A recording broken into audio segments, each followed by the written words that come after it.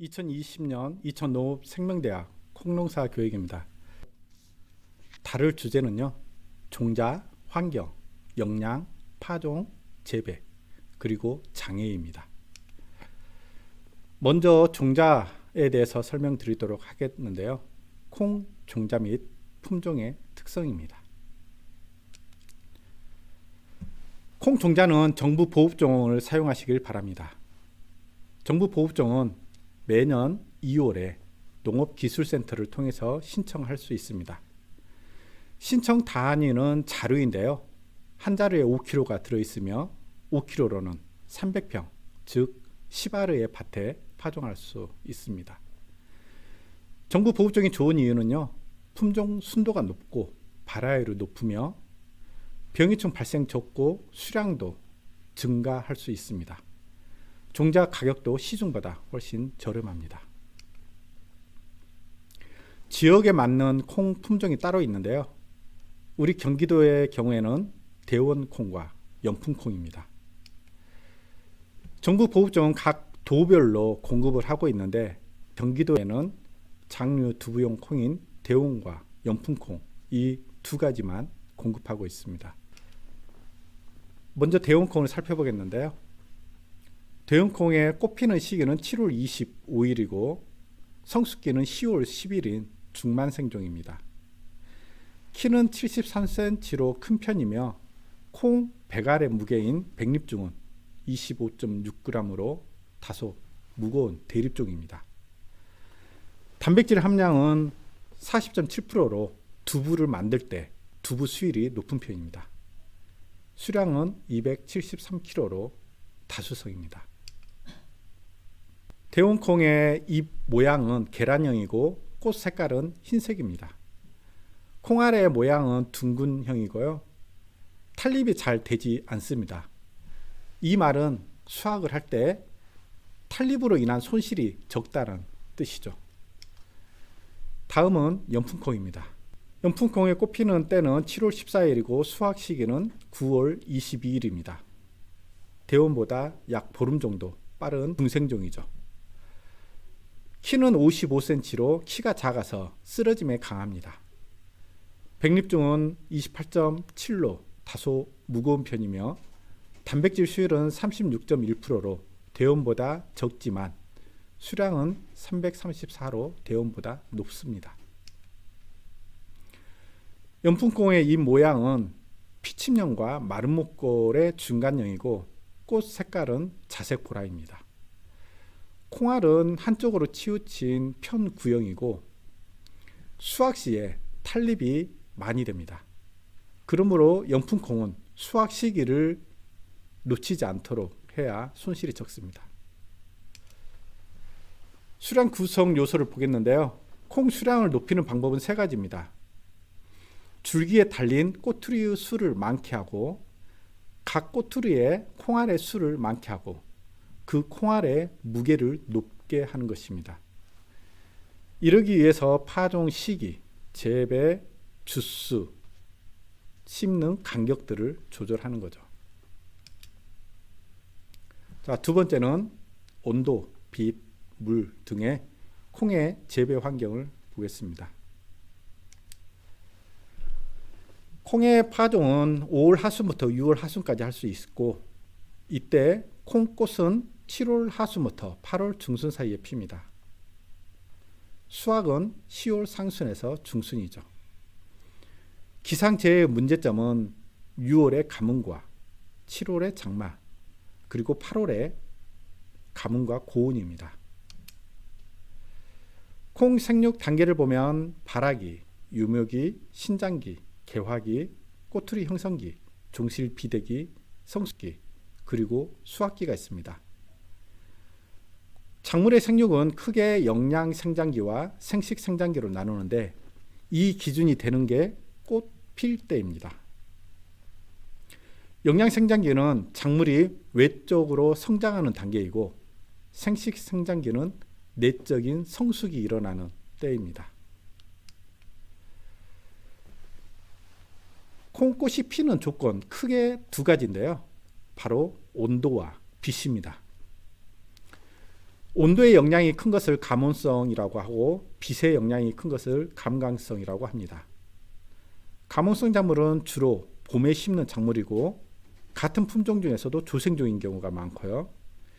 빛의 영향을 받는 것은 가을에 심는 것, 주로 만생종이 많습니다. 일장, 즉 낮의 길이는 동지 때 가장 짧았다가 점점 길어지며 6월 하지에 가장 깁니다. 콩꽃이 필 때는 하지가 지나서 한 달이나 한 달 반 정도 지날 때 콩꽃이 핍니다. 누울 자리 보고 발 뻗듯 심을 자리 보고 콩 심어야 합니다. 콩은 가로등 아래는 심으면 안 됩니다. 빛공해라고 들어보셨나요? 단일 작물은 일장, 즉 낮의 길이가 짧아지면 꽃이 피는 작물을 말합니다. 대표적으로는 들깨, 참깨, 벼, 콩 등이 있는데요. 이들 작물은 가로등 아래에 심지 말고 심을 경우에는 최소한 20m 이상 거리를 두고 심어야 합니다. 이도 안 될 때는 가로등에 빛가리개를 설치해 달라고 관계기관에 요구하시길 바랍니다. 여기 물고기, 금붕어가 하나 있고요. 노루도 있습니다. 문득 궁금해졌습니다. 누가 물을 더 많이 마실까? 붕어는 물에 살기 때문에 더 많이 마실 것 같지만은 아마도 아닐 겁니다. 노루가 더 많이 마실 것 같습니다.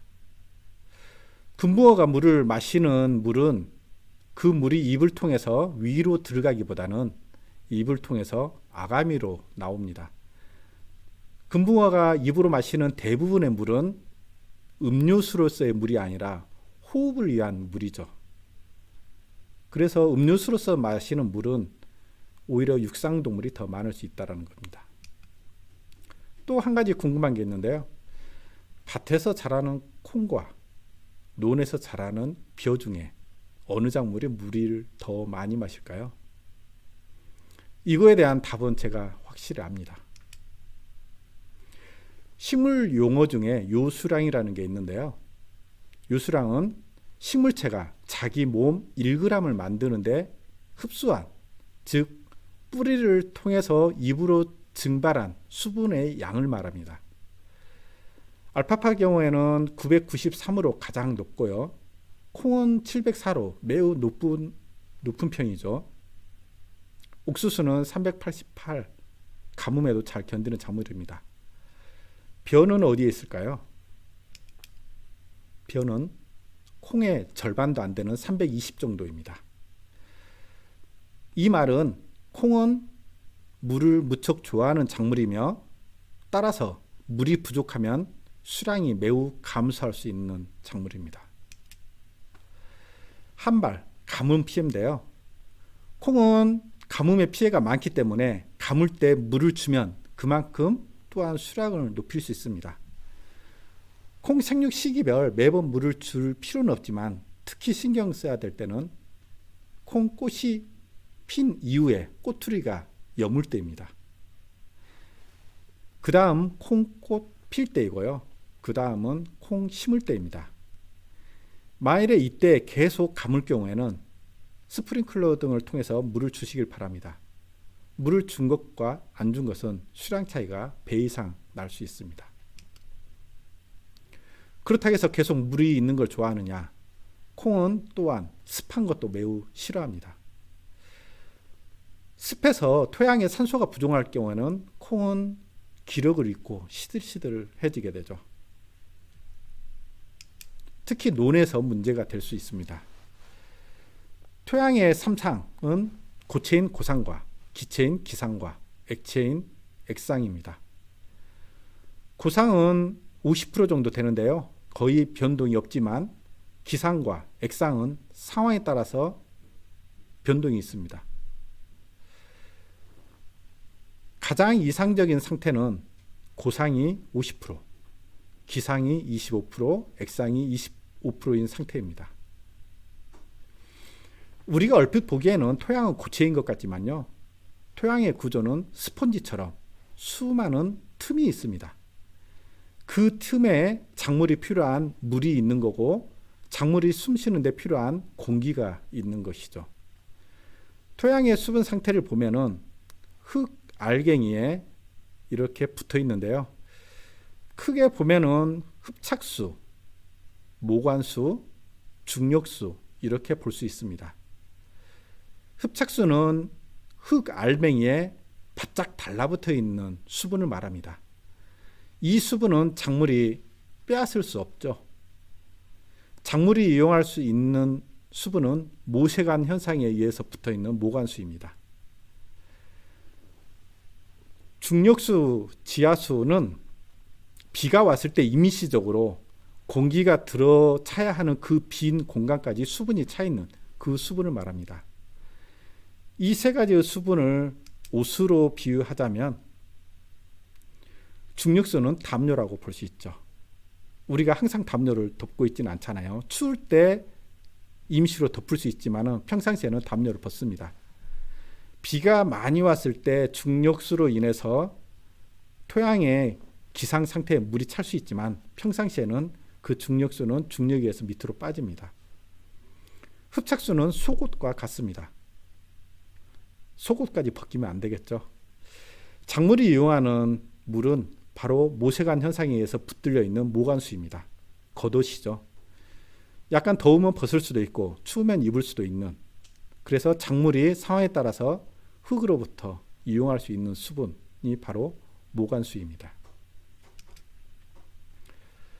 다음은 토양과 비료의 영양에 대해서 살펴보겠습니다. 콩 300평당 필요한 비료의 성분량은 질소 3kg, 인산 3kg, 칼리 3.2kg입니다. 이 비료를 요소, 용성인비, 염화칼리 등으로 줄 수 있는데요. 비료는 단일 비료 또는 복합 비료로 줄 수 있습니다. 단일 비료를 줄 때는 요소, 용성인비, 염화칼리 이 세 가지를 한꺼번에 섞어서 같이 주고요. 복합 비료를 줄 때는 그 중에 하나를 줍니다. 콩 전용 복합 비료는 8-8-9 또는 9-9-9인데요. 38kg 또는 33kg를 주면 됩니다. 여기서 우리가 좀 의아한 건요. 질소, 인산, 칼륨 이 세 가지 비료 성분량이 비슷하다는 겁니다. 일반적인 작물은 질소가 인산이나 칼륨보다 보통 2배 정도 많습니다. 근데 콩은 이 세 가지가 비슷하죠. 왜 그럴까요? 바로 뿌리옥 박테리아 덕분입니다. 뿌리옥 박테리아는 콩이 필요한 질소의 절반 이상인 50에서 60%의 질소를 콩에게 건네줍니다. 우리 공기 중에는 질소가 약 78% 정도 들어있는데요. 식물체가 좋아하는 질소지만 그 질소를 직접 먹지는 못합니다. 하지만 뿌리옥 박테리아는 공기 중에 그 질소를 붙잡아서 콩에게 건네줍니다. 그렇기 때문에 콩은 질소지 비료를 절반만 줘도 되죠. 이 뿌리옥 박테리아가 잘 활동하게 하려면 밭가리를 해서 토양의 물리성을 좋게 해야 하고 땅심을 좋아지게 해야 되며 토양을 환기시켜줘야 됩니다. 토양이 습할 경우, 즉 밭이 아니라 논의 경우에는 뿌리옥 박테리아가 이렇게 거의 없는 것을 볼 수 있습니다. 또한 뿌리옥 박테리아는 산성을 아주 싫어합니다. 그렇기 때문에 산성 토양을 개량하기 위해서 시바르당 석회비료 200kg을 뿌리시길 바랍니다. 우리나라의 보통 토양 산도는 5.5에서 6인 산성 토양입니다.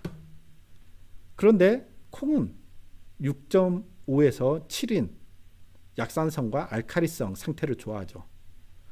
그러므로 이 토양 산도를 개량하기 위해서 석회를 공급해야 하며, 또한 석회에 들어있는 칼슘은 꼬투리에 필요한 성분이기도 하죠.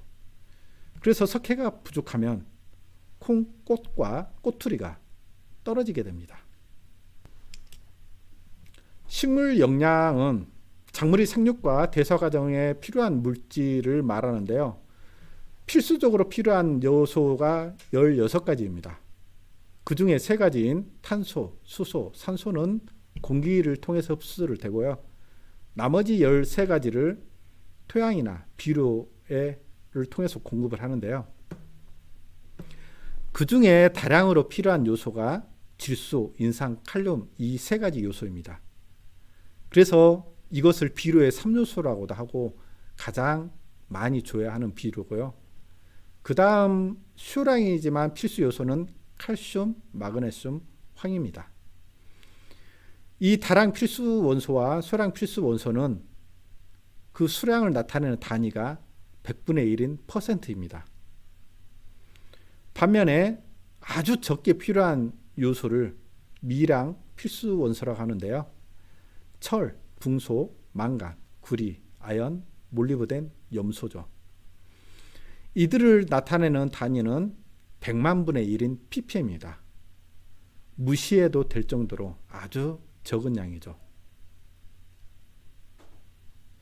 근데 이 미량 요소 중에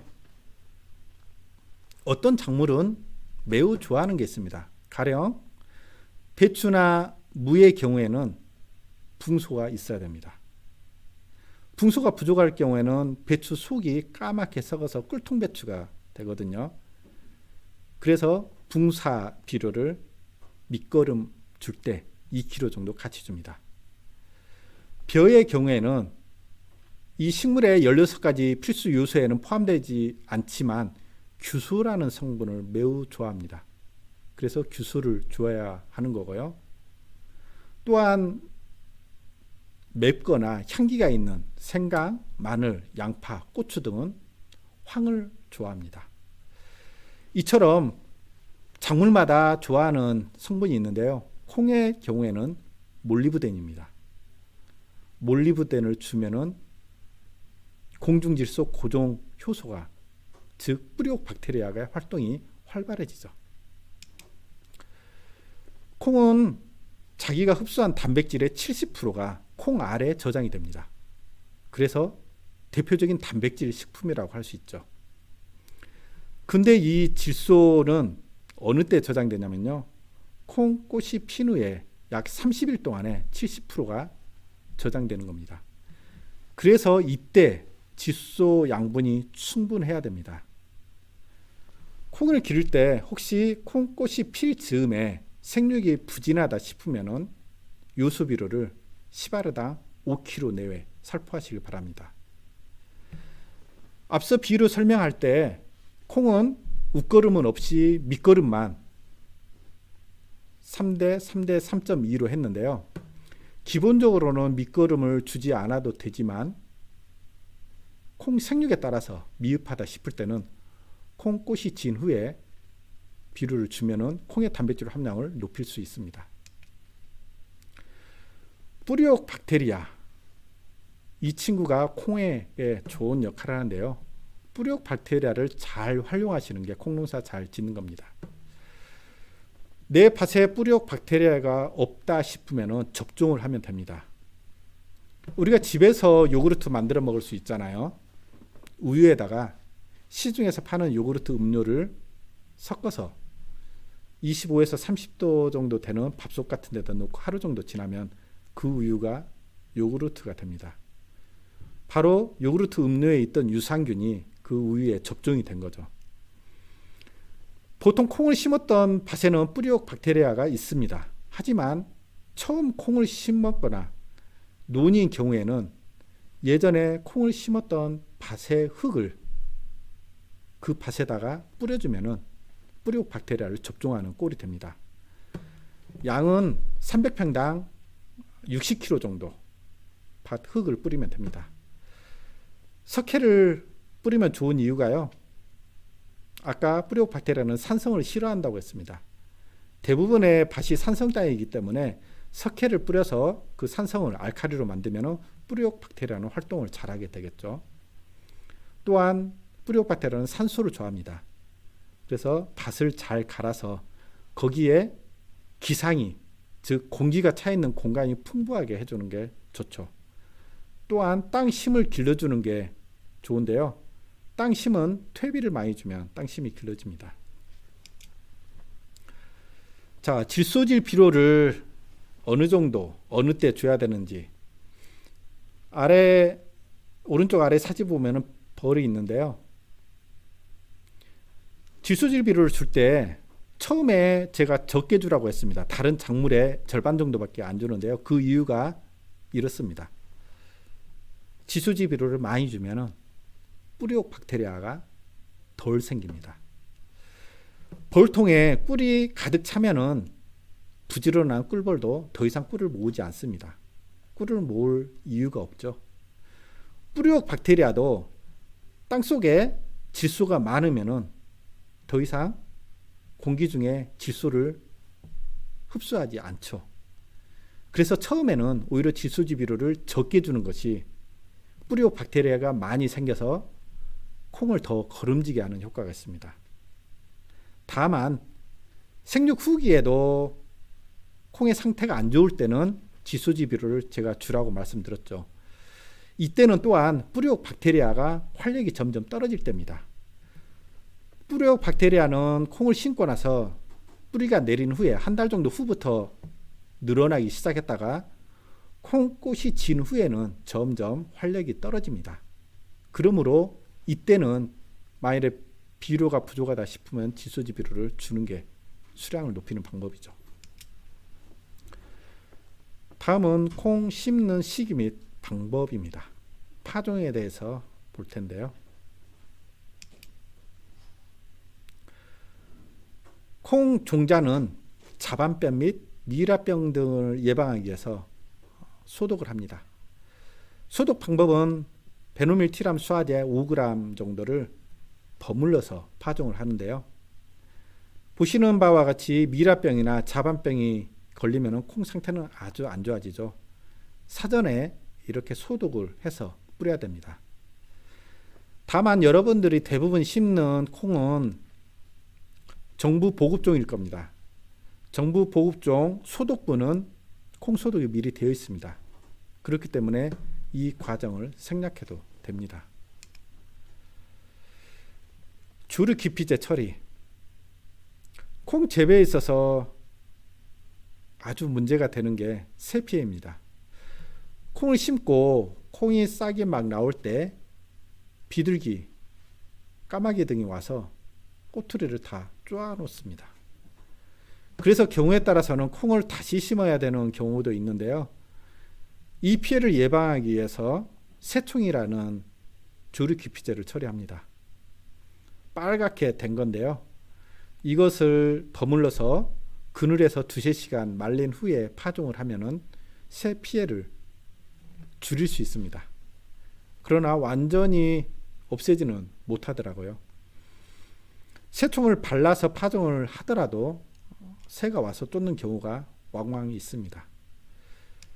새 피해를 줄이기 위한 가장 효과적인 방법은 모종을 길러서 이식 재배하는 것입니다.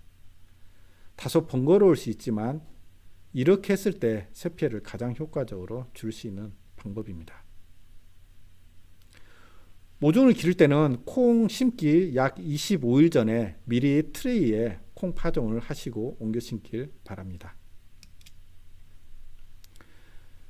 일항에다 재배하는 방법은 크게 한 줄 재배 또는 2줄 재배하게 됩니다. 그건 농가의 사정에 따라 다른데요.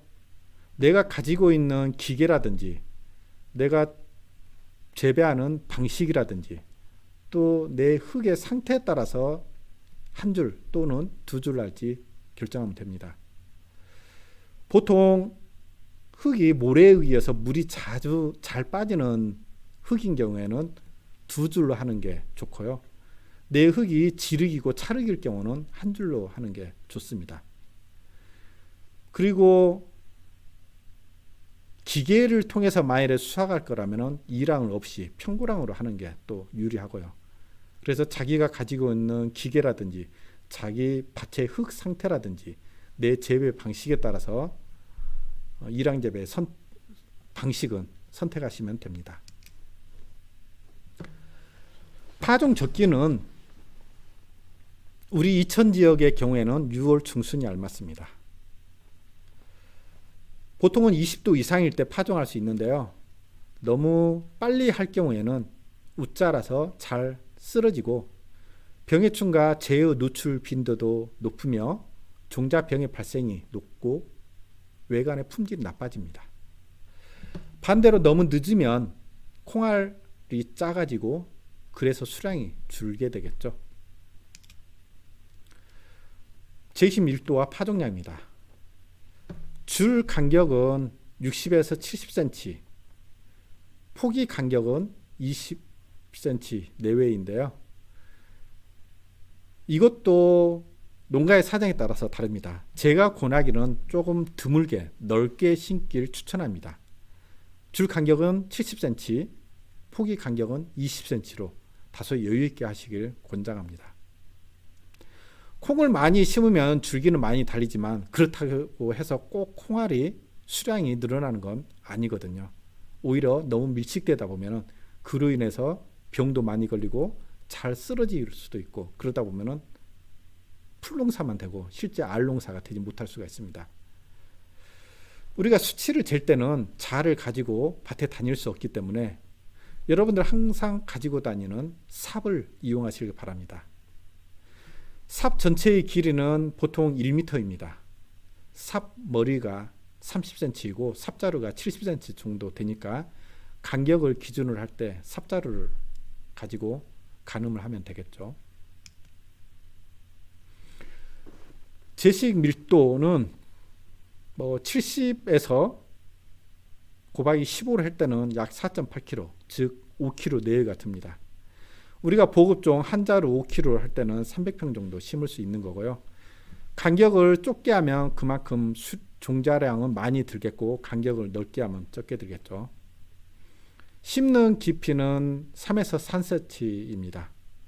이것도 여러분들 가지고 있는 손을 이용하면 될 것 같아요. 엄지손가락 한 마디가 한 마디 내지 두 마디면 되는데요. 보통 한 마디는 한 3cm 정도 됩니다. 두 마디면 5cm 정도 되고요.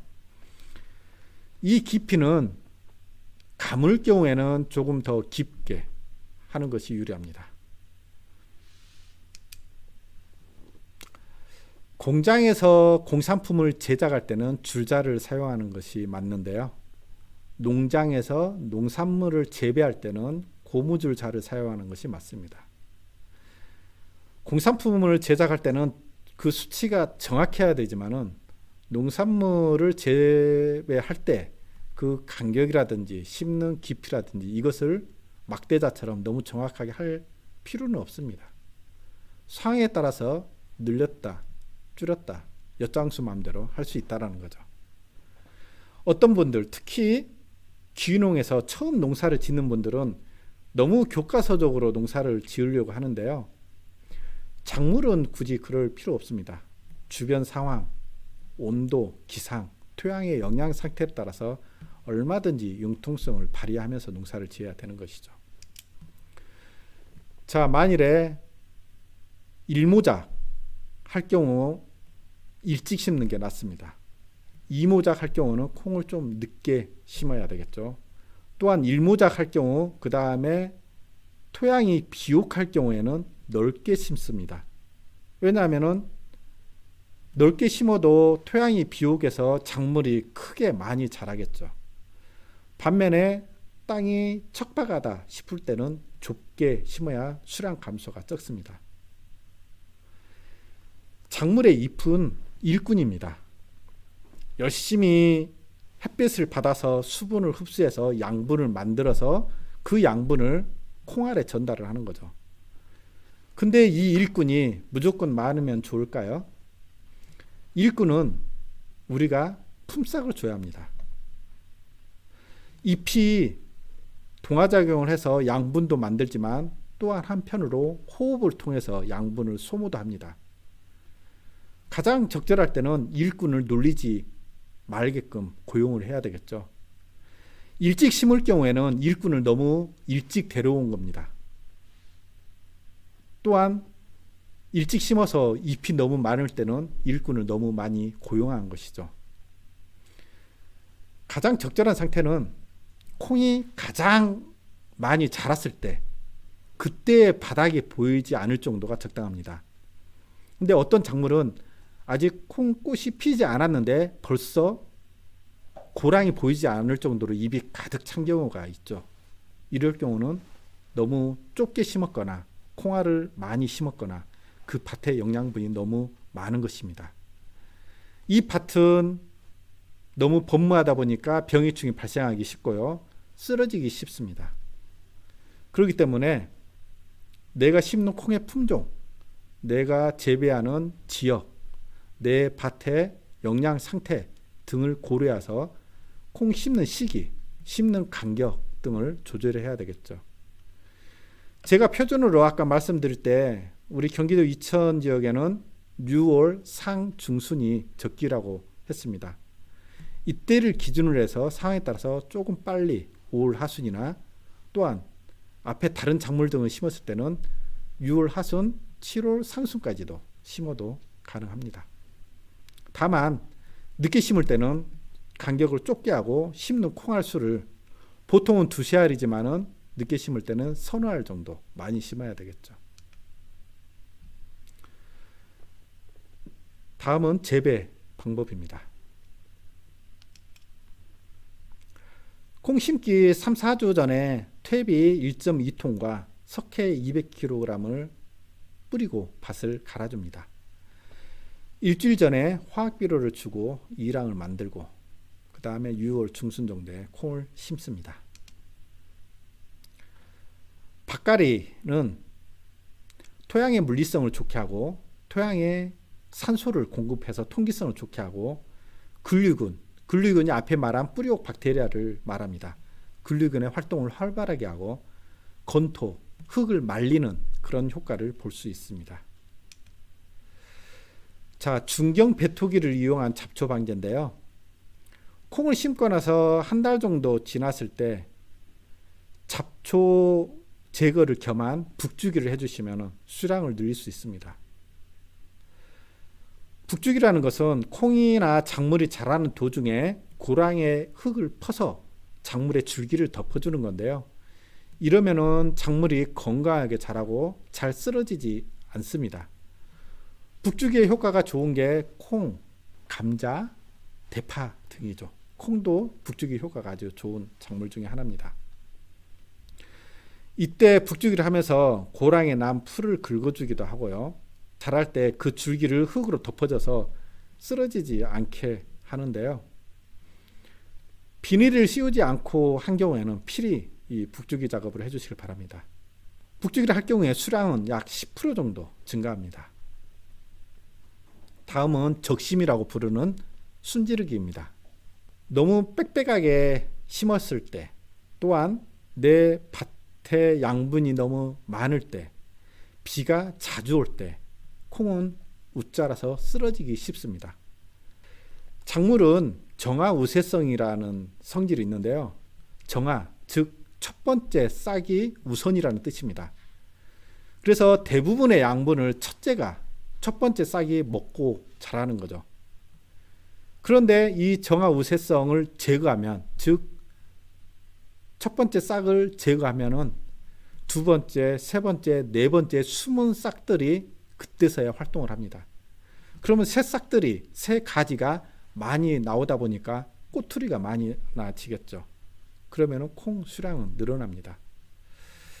어떤 조직에서 우두머리가 있을 때 2인자, 3인자는 찍소리 못하고 가만히 있지만은 우두머리가, 보스가 제거됐을 때 2인자, 3인자, 4인자들이 막 나오잖아요. 콩 줄기도 마찬가지입니다. 첫째 순을 제거함으로써 많은 순을 나오게 해서 수량을 늘리기 위해서 적심 작업을 하는 거죠. 적심 작업을 하는 때는 본엽이 5장 내지 7장 나왔을 때 실시합니다. 보통은 2번 내지 3번 하게 되는데요. 적어도 꽃이 피기 전에 이 작업을 마쳐야 됩니다. 꽃 핀 후에는 새로 나오는 그 세력도 약하고 그렇기 때문에 오히려 수량이 떨어질 수 있죠. 그러나 적심 작업은 꼭 해야 되는 필수 작업은 아닙니다. 만일에 콩의 상태가 별로 좋지 않거나 콩을 너무 늦게 심었을 경우에는 순지르기를 생략해도 됩니다. 보통은 작게 심을 때는 가위나 낫으로 제거를 하고요. 밭이 넓을 때는 그림에서 보다시피 예초기 등을 통해서 순을 제거하기도 합니다. 수확 시기는 콩 꼬투리가 80 내지 90% 정도 누렇게 됐을 때 그 후 10일 후에 하는 게 알맞습니다. 하루 중에 수확 시기는 오후보다는 오전이 좋습니다. 오후에 하면은 콩이 말라서 잘 떨어지기 때문에 수확하는 과정 중에 손실력이 크겠죠. 대원콩은 10월 10일 정도고 연풍콩은 9월 22일 정도입니다. 수확 방법은 고전적으로 하면은 낫으로 베는 게 있는데요. 최근에는 수확을 전용적으로 하는 콤바인도 개발된 상태입니다. 작부 체계인데요. 콩을 심고 콩과 함께 이모작 할 수 있는 것들, 우리 지역에서는 봄감자와 마늘을 고려할 수 있습니다. 봄에 3월에 감자를 심고 6월 하순에 수확한 후 6월 하순이나 7월 상순에 콩을 심어도 됩니다. 또는 지난해 가을에 마늘을 심고 6월 하순에 수확 후 6월 하순이나 7월 상순에 콩을 심을 수도 있습니다. 옥수수도 되는데 우리 지역에서는 옥수수는 조금 맞지는 않는 것 같고요. 이 두 작물을 작부 체계로 고려하면 될 것 같습니다. 자, 마지막으로 잡초, 병해, 충해, 동물 피해 등을 보도록 할 텐데요. 제초 작업은 크게 2번 합니다.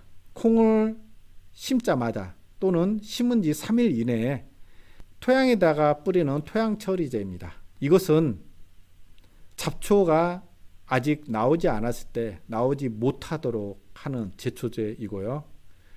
그 다음에 잡초가 나왔을 때, 즉 화분가 잡초가 약 3에서 5엽기일 때 그 잡초를 죽이는 경엽처리제가 있습니다. 콩에 뿌리는 제초제는 대부분 벼에도 피해가 심합니다. 논 인근에 있는 콩밭에 콩 제초제를 뿌린 후에 만일에 비가 올 경우에는 빗물에 그 콩 제초제가 씻겨서 논에 제초제 피해가 나는 경우를 종종 봤습니다. 일기예보를 확인해서 2, 3일 후에 비가 온다면 콩 제초를 뿌리면 위험하겠죠. 모자이크에 의해 발생되는 병은요, 콩 줄기가 알록달록하고 우글쭈글합니다. 바로 모자이크 증상이 나타나기도 하고 궤저 증상도 있고 콩 알에 종피 색깔이 좋지 않게 되는데요. 이 모자이크 병을 치료하는 약은 없습니다. 단 모자이크 병은 진딧물이 옮기기 때문에 진딧물을 잡는 살충제를 처리해서 모자이크 병을 예방할 수 있죠.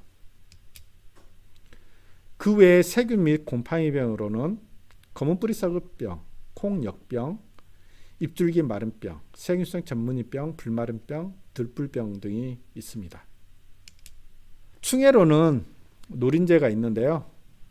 이 중에 가장 피해가 심한 게 톱다리 개미열이 노린재입니다. 다리의 모양이 톱날처럼 울퉁불퉁하고 허리가 개미처럼 잘록해서 톱다리 개미열이 노린재입니다. 이 노린재가 날 때는 얼핏 보면 말벌이 날아오는 것 같습니다. 비슷하게 생겨서 착각할 수 있는데요. 노린재는 콩 꼬투리가 만들어질 때 침을 그 콩에 꽂아서 즙액을 빨아먹습니다. 피해를 받은 콩알은 쭉정이가 되거나 아니면은 생기지가 못해서 빈깍지가 되죠. 노린재 피해가 많을 때 이것을 방지하지 않으면은 전혀 수확을 못할 수도 있습니다. 콩꽃이 진 후 꼬투리가 만들어질 때 밭에 말벌처럼 생긴 노린재가 날아다니면 바로 방제를 하셔야 됩니다. 방제는 일주일 간격으로 2-3번 하시는 게 좋죠. 또 하나 특징적인 것은 노린재 피해를 받으면요, 가을에 콩 수확을 할 때가 되었는데도 콩이 누렇지 못하고 푸른 상태로 계속 남아 있습니다. 아마 콩밭에서 이런 걸 봤을 수도 있는데요. 노린재 피해를 받으면 성숙이 지연돼서 이런 증상이 나오기도 합니다. 노린재 방제는 착엽기. 착엽기라는 것은 꽃이 지고 꼬투리가 달리는 때를 말합니다. 경기도 이천에서 대원콩을 심을 때는 8월 상순 정도가 되겠죠. 즉 노린재 방제는 8월 상순에서 하순 사이에 2번 정도 하시는 게 좋을 것 같습니다. 기타 해충으로는 담배 거세미 나방, 파밤 나방, 콩나방, 선충, 거세미 등 피해가 있습니다. 병해충은 살충제와 살균제를 동시 방제하는데요. 시기는 콩꽃이 필 때 한 번, 콩꽃이 질 때 한 번입니다. 대원콩을 심을 경우는 7월 하순에서 8월 상순에 꽃이 핍니다. 이때 한 번 주고 8월 하순에서 9월 상순에 또 한 번 주는 것이 기본 방제입니다. 그러나 내 밭에 병해충이 심하다 싶으면은 이 2번의 방제 외에 추가적으로 한두 번 더 방제를 해야 되겠죠. 살충제로는 메프치온, 만장일치, 청실홍실, 명타자, 바로와 비카드 등을 주면 되고요. 살균제로는 오티바, 다이세넴 45, 망코지, 지오판, 베노밀 수화제 등을 섞어서 같이 주면 됩니다. 고라니. 국제적으로는 멸종위기 취약종으로 매우 희귀한 종인데요. 국내에서는 농작물에 피해를 주는 유해한 동물로 지정되었죠. 고라니는 한국과 중국에만 살며 절반 이상이 한반도에 있습니다. 유난히 우리 한반도에 많은 이유는 천적인 호랑이와 늑대가 없어서죠. 고라니 피해를 예방하는 방법인데요. 콩이 자랄 때 고라니가 그 콩 순을 뜯어먹어서 피해를 줍니다. 방법으로는 울타리를 치거나 소리를 내서 쫓아내거나 냄새를 피워서 못 오게 하거나 싫어하는 작물을 심는 방법들이 있는데 사실 효과는 그렇게 좋지는 않습니다. 딱 부러지는 효과는 현재로서는 없다고 봐야죠. 그나마 가장 효과적인 건 울타리인데요. 철망 울타리를 치면은 효과는 제일 좋으나 비용이 무진장이 비싸죠. 노루망이라고 부르는 울타리를 칠 경우에는 최소 1.5m, 가능하면 1.8m 높이로 치셔야 못 들어오게 할 수 있습니다. 빛을 내거나 소리를 내서 못 오게 하는 방법이 있고, 또한 그 병원 냄새라고 하죠. 크레졸 비누액을 사서 곳곳에 두면은 얘네들의 접근이 막을 수는 있지만 이것도 그렇게 큰 효과는 없는 것 같습니다. 크레졸 비누액은 약국에서 살 수 있고요. 한 병에 약 2,000원 내지 3,000원 정도 됩니다.